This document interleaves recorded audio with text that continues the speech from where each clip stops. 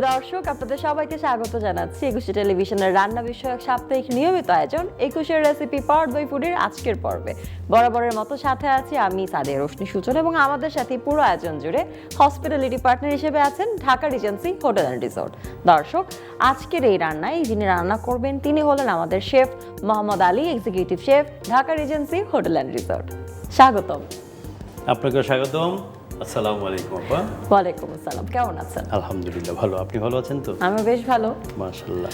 দর্শক, প্রতিদিন রান্না বান্না করতেই হয়, আবার অনেকে মনে করে থাকে প্রতিদিনের সব কাজের পাশাপাশি এই রান্নার কাজটা বেশ ঝামেলার কাজ, রান্নার ঝক্কি ঝামেলা থাকে, কিন্তু তারপরেও আমরা রান্না করতে ভীষণ ভালোবাসি। কেননা রান্না করার পর খাবারটা যখন আমরা আমাদের প্রিয়জনদের সামনে পরিবেশন করি, তাদের মুখে হাসি দেখি, সেই হাসিটা আমাদের সব কিছুকে ভুলিয়ে দেয়। আর তাই তো নতুন নতুন রেসিপির প্রতি আমাদের এতখানি আগ্রহ। আজও আমরা একটি নতুন রেসিপি দেখবো। আমরা বরাবরই চেষ্টা করি একুশের রেসিপিতে বিশেষ রেসিপিগুলো দেখানোর জন্য, যে রেসিপির উপকরণ হাতের নাগালেই থাকে এবং খাবারটিও পুষ্টিসম্মত হয়। চলুন দর্শক, জেনে নিই আজ আপনাদের জন্য শেফ কি রেসিপি রেখেছেন। শেফ কি রান্না করবো আজ? আজকে আমরা প্রনের 3টা স্টার্টার আইটেম করব। 1 নম্বর হলো গিয়ে প্রন স্নোবল, 2 নম্বর হলো গিয়ে প্রন টোস্ট, আর 3 নম্বর সিসাম প্রন। বাহ, আমরা তাহলে রান্নার দিকে চলে যাই। কি কি উপকরণ লাগছে?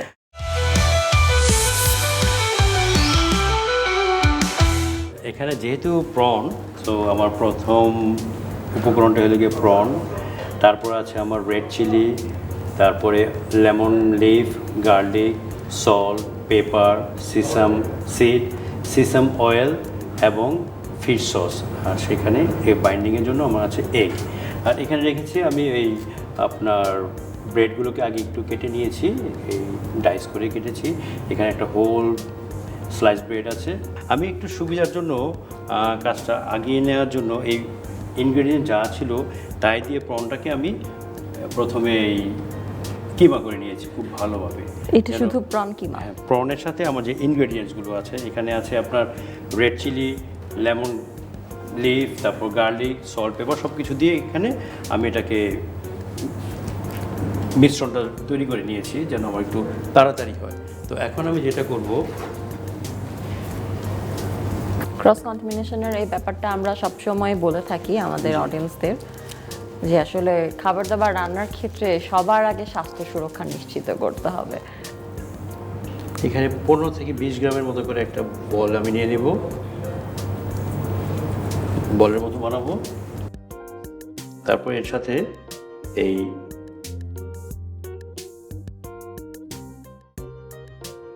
ডাইস করা আমার ব্রেডগুলোকে জাস্ট আলতোভাবে চাপ দিয়ে নেব। এটা স্নো বলই হচ্ছে বলা যায়। জাস্ট আলতোভাবে আমি এরকম 4 থেকে 5টা বানাবো। যে বাচ্চারা আসলে খাওয়া দাওয়া করতে চায় না, তাদেরকে আসলে খাওয়ানো খুব কষ্টকর হয়ে যায় বাবা মার জন্য। তারা এই স্নো বলগুলো প্রন দিয়ে যেভাবে মেক করা হচ্ছে, এটা করলে আমার মনে হয় বাচ্চারা খেতে খুব পছন্দ করবে। বাচ্চাদের টিফিনেও দেওয়ার জন্য বেশ ভালো একটা রেসিপি হতে পারে স্নো বল।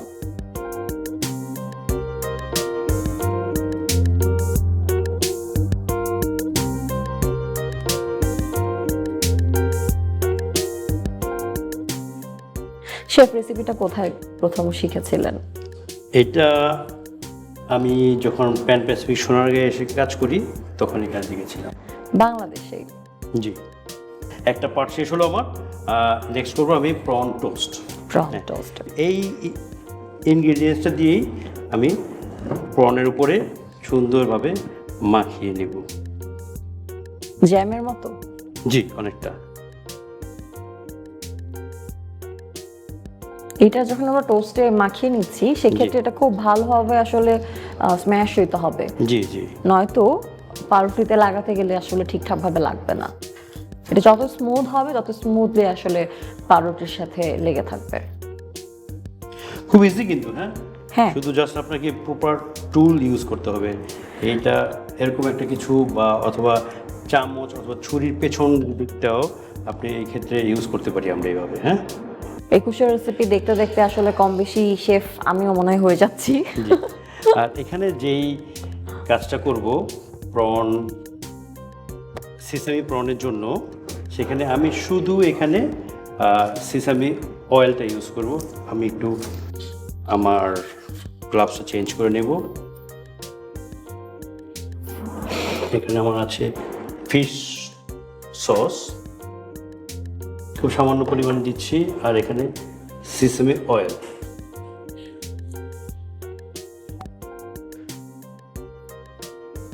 কুক করার জন্য আমাকে একটু তেলটা গরম করতে হবে। আমি তাহলে শুরুতেই একটু চুলাটা জ্বালিয়ে নিই। কি ডুবো তেলে ভাজতে হবে? জি জি, তিনটাই হবে ডিপ ফ্রাই। আচ্ছা,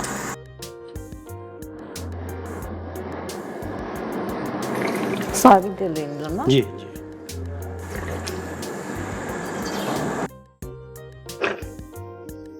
যেহেতু ডিপ ফ্রাইটা, সেই ক্ষেত্রে আমার তেলের পরিমাণটা একটু বেশি লাগবে।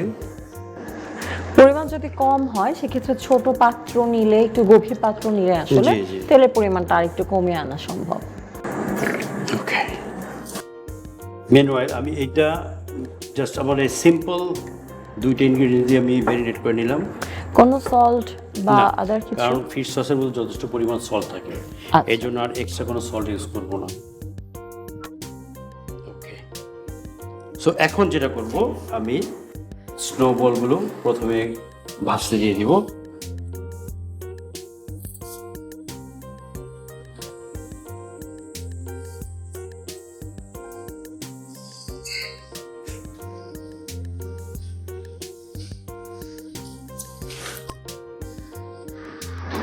সেটা আমার 1 থেকে 2 মিনিট সময় লাগবে এটা ভাজতে। তাহলে আমি একটা বিরতি নিয়ে আসি। শিওর। দর্শক, চলছে রান্নার নিচে ছোট্ট একটা বিজ্ঞাপন বিরতি, কোথাও যাবেন না। বিজ্ঞাপন বিরতির পর আবারও ফিরে আসছে আপনাদের প্রিয় আয়োজন একুশের রেসিপি নিয়ে।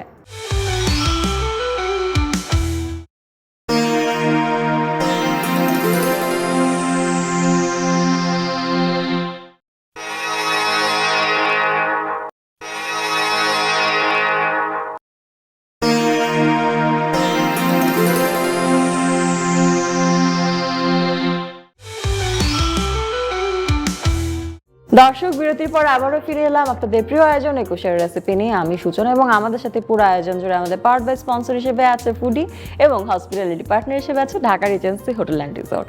স্নোবল রান্না হচ্ছিল, চলুন দেখি প্রন স্নোবলের কি অবস্থা। শেফ, কি অবস্থা? ওয়েল আপু, আমার ডান। হ্যাঁ, আমি এখন উঠিয়ে রাখবো। খুব ঝটপট হয়ে গেল।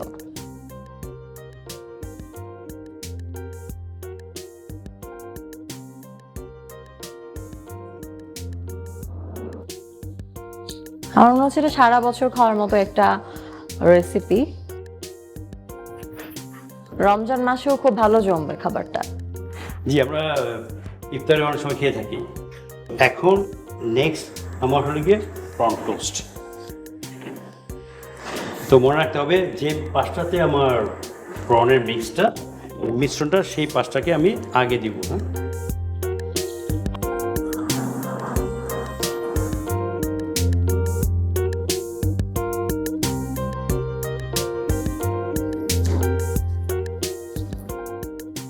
এই রান্নাটা কবে করেছিলেন প্রথম? এইটা করেছিলাম লন্ডনে থাকতে। এটা লন্ডন থেকে জি। শেখা রেসিপি? জি। ওকে।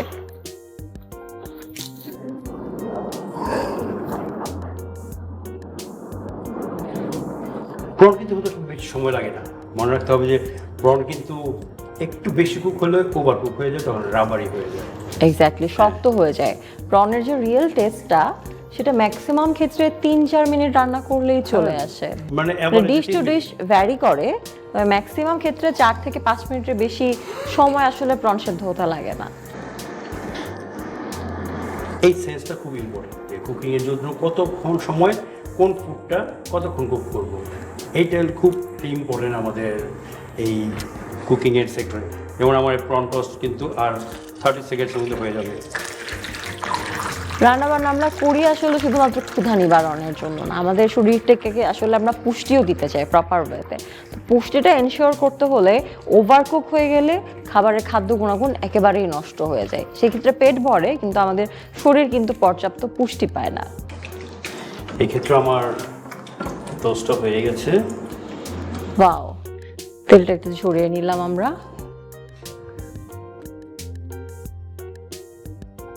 এখন আমার ফাইনাল এবং লাস্ট যে কাজ সেটা হলো গিয়ে আমার এই সিসাম প্রন। আমি সিসামগুলোকে একটা লম্বা পাত্রের মধ্যে ঢেলে নেব, আমাকে কাজ করতে সুবিধা হয়। সেই প্রনগুলো এখন শুধু জাস্ট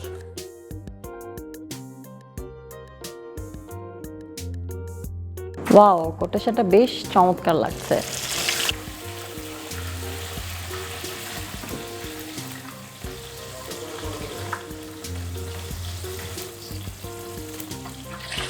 সুন্দর একটা অ্যারোমা চলে এসেছে অলরেডি। সিসাম অয়েলের কারণে এই অ্যারোমাটা পাচ্ছি।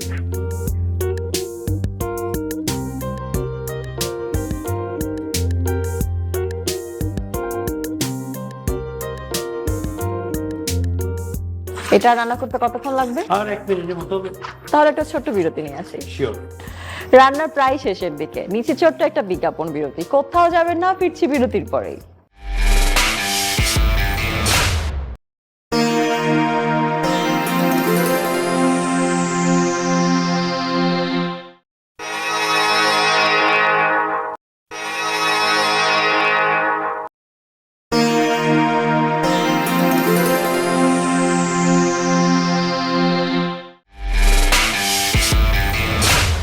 দর্শক, ঝটপট বিরতির পরে আবারও ফিরে এলাম আপনাদের প্রিয় আয়োজন একুশের রেসিপি পাওয়ার্ড বাই পুরীর আজকের পর্ব নিয়ে। রান্না চলছে এবং পুরো আয়োজন জুড়ে আমাদের সাথে আছে আমাদের hospitality partner Dhaka regency hotel and resort. সাথে আছে আমি সাদিয়া রোশনি সূচনা এবং শেফ মোহাম্মদ আলী কিন্তু রান্না করছে।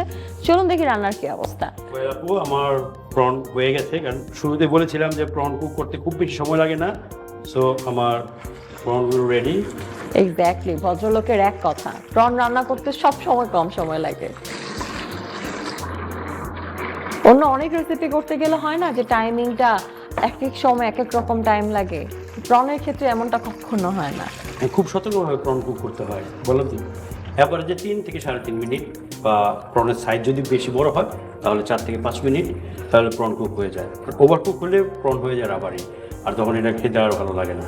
এক্স্যাক্টলি শেফ, আপনি যেটি বলছিলেন সেটির সাথে আমিও একমত, আমার বিশ্বাস দর্শকরাও একমত হবেন। তো রান্নার প্রায় শেষের দিকে, মানে রান্না শেষ হয়েও গেছে, এরপর একটা গুরুত্বপূর্ণ কাজ আছে। দর্শক, রান্না বান্না করলেই শুধু হয় না, সে খাবারটাকে ঠিকঠাক পরিবেশন না করলে স্বাদটাও যেন যাবে না। আর তাই তো রান্না করার পরে খাবারটাকে সুন্দর করে পরিবেশন করাটা ভীষণ জরুরি। চলুন দর্শক, দেখিনি আমাদের আজকের রেসিপি শেফ কিভাবে পরিবেশন করেন। শেফ, কিভাবে সার্ভ করছি আমরা?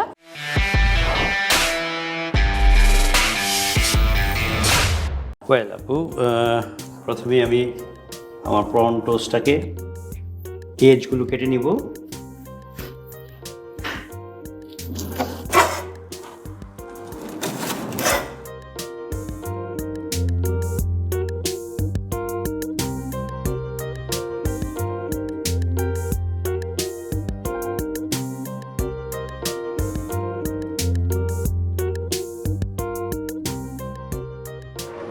I can help you.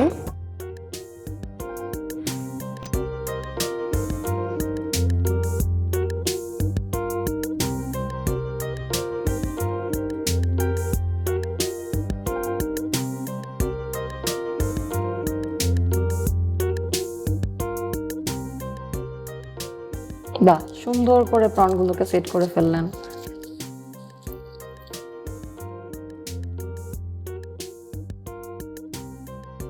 এবার দিয়ে দিব বলগুলোকে।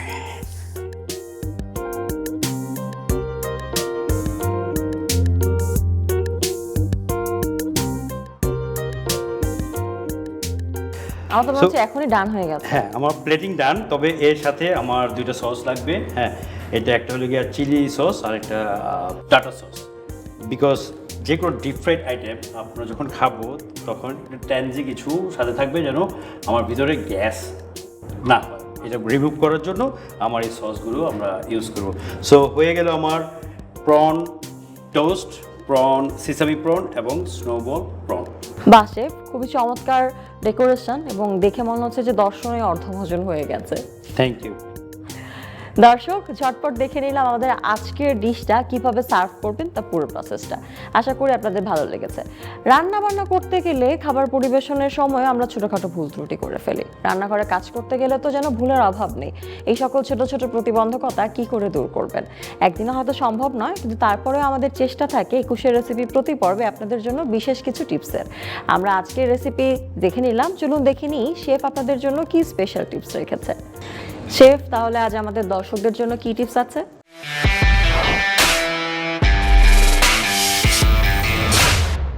ওয়েল, যেহেতু আজকে আমাদের ডিপ ফ্রাইড আইটেম ছিল, সো ডিপ ফ্রাইড ফুড যখন আমরা করবো তখন সবচেয়ে ইম্পর্টেন্ট এর মধ্যে অতিরিক্ত একটা তেল থাকে। এই তেলটাকে শুষে নেওয়ার জন্য হয়তো খেয়াল করে দেখেছেন আমি প্রত্যেকবার যখন চুলা থেকে উঠিয়েছি নিচে একটা পেপার রেখেছি, এটাকে অ্যাবজর্বিং পেপার বলি, বা আমরা এই যে অতিরিক্ত তেলটা অ্যাবজর্ব করে নেওয়ার জন্য, এটা স্বাস্থ্যের জন্য খুবই ইম্পর্টেন্ট।